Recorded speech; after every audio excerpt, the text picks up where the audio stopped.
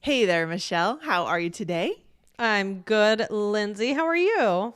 Good. Michelle, are you good at keeping secrets? Are you a good secret keeper? I I think so. I definitely. I try my best, right? I think for the most part, I'm fine. But what about you? Yeah, I think unless it's something that I really, feel like if I don't share, it's going to be dangerous for the person that's shared with Right. me, right? If it's just something that is fine to keep a secret, I'm probably pretty good at it, I think. But here's Yes. the question: Yeah. does your spouse get to hear the secret Ah, when that's. you tell someone a secret? Do you just assume that they're going to tell their See, spouse? this is a really good. I've actually had this conversation with my spouse and some friends, and this is a Yeah. hot topic. Yeah. So I kind of think that in our little conversation, the consensus was it's okay to tell your Yeah. spouse, Yeah. unless it's something like really personal, Right. um, and really private that would mortify them.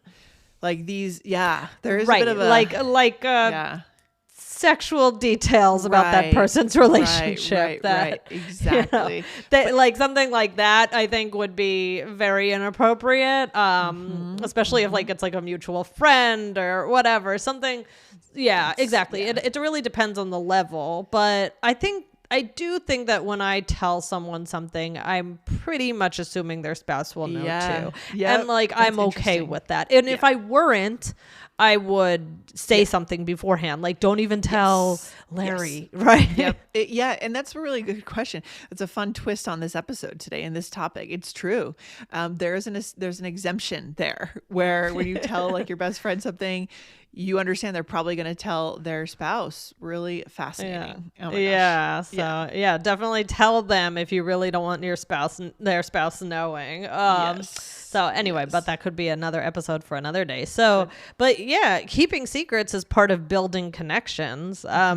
It's all about building and maintaining someone's trust. So when you share someone's secrets or something that could get them in trouble, you betray their trust and you break that connection. So, today we're going to share some common expressions to talk about betraying trust. And all of these phrases have something in common. Lindsay, what is it? The word is rat.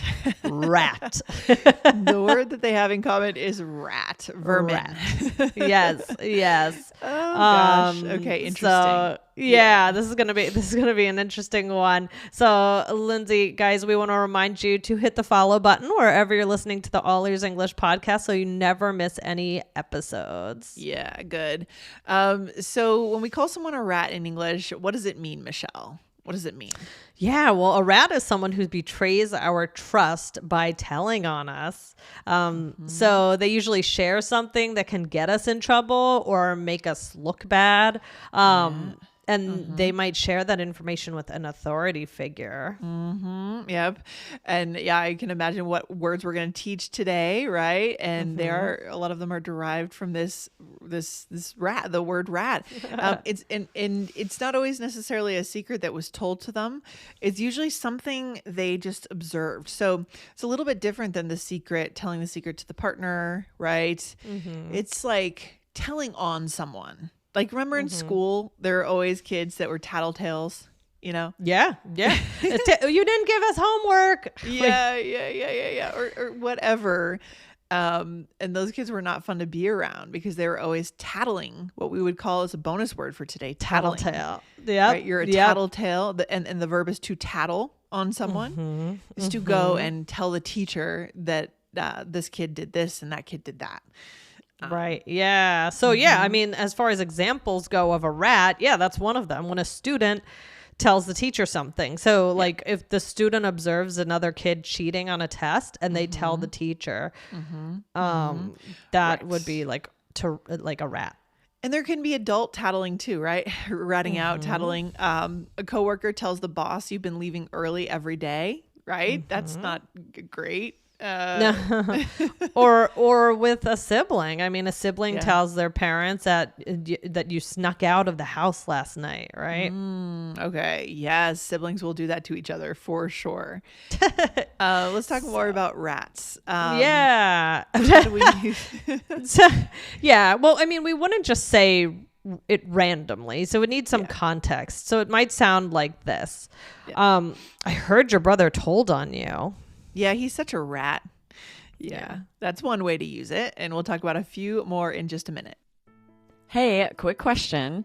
Do you want to feel more confident when you speak English? If so, we made a free guide for you. It'll help you avoid those common mistakes and start speaking more naturally in real conversations. Go grab it in the description below.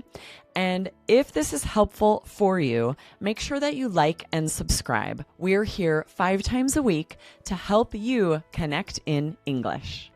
Yeah, so there are a lot more here, Michelle. For example, to rat someone out. That's the first one that came to mind when we were earlier in the episode. To rat someone out is to tell someone, an authority or person in charge of someone else's wrongdoing, right? Yeah. So, if I found out Elsa's boyfriend was cheating, I would definitely rat him out. So maybe someone's loyal to Elsa, right?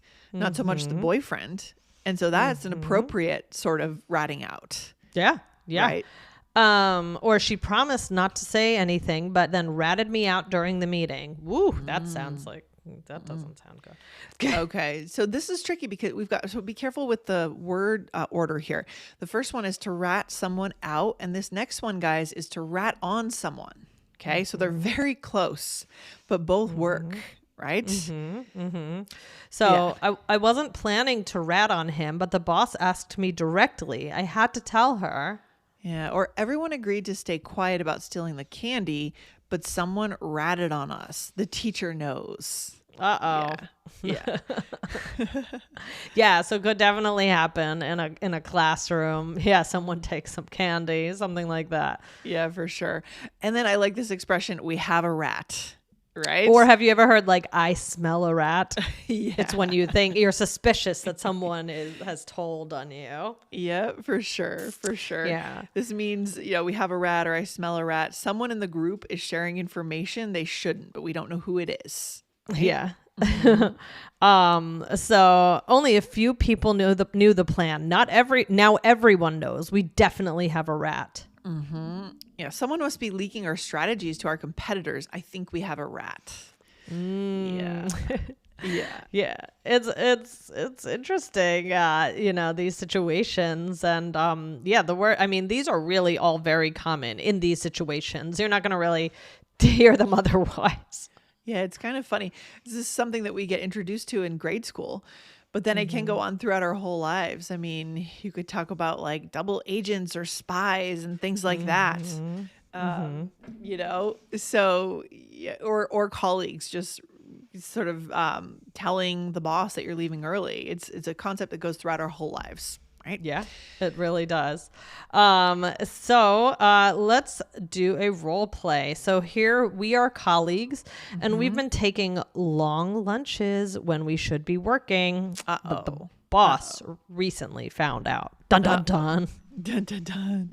So did you hear the boss found out about the late lunches? Seriously? We must have a rat. I know, but who would rat us out? I mean, we're still getting all our work done. My guess is Scott over in accounting. He's always giving us the side eye when we walk in late. You're so right. He's totally the rat. But what do we do now? I mean, I won't be taking long lunches anymore. Same. Hopefully we just get a warning. Okay. My dog's always giving me the side eye. Really? Oh yeah. Border collies will do that to you for sure. Like when? Like what? All the like... time. He's always disappointed in me when he's hungry. Or Not quite as dramatic as this scenario, but yeah. All right, really let's see what we've got. So first you started by saying, did you hear the boss found out about the late lunches? And you said, seriously, we must have a rat. So it's there is a rat somewhere, right? Yeah. And you said, I know, but who would rat us out? So it's like, who would tell on us? And you said you think it's Scott, right? And in accounting. And then I said, you're so right. He's totally the rat. Right. So, and then I'm picking up on the signs that the nonverbal signs that he has given. Right. Yep, exactly. Oh my gosh. I guess we better stop those lunches. Better stop those lunches. Yeah. Yeah. So guys, if you want to listen to an episode about another animal, check out episode 2562. That was We're Watching Your English Like a Hawk. Yeah, there's lots of episodes about animals. Yeah, we could do. Yeah, I mean, there's so much. This is a huge language, so much to explore together around the theme of human connection, guys. So anytime you are hearing the word rat, I mean, this is in this context around tattling, as we said, the bonuses that we learned were tattle, right? To tattle and to be a tattletale is another one. But I think those bonuses are more juvenile in sounding. Like, would you say that about this guy Scott in accounting to your coworker as a professional? No, right? No.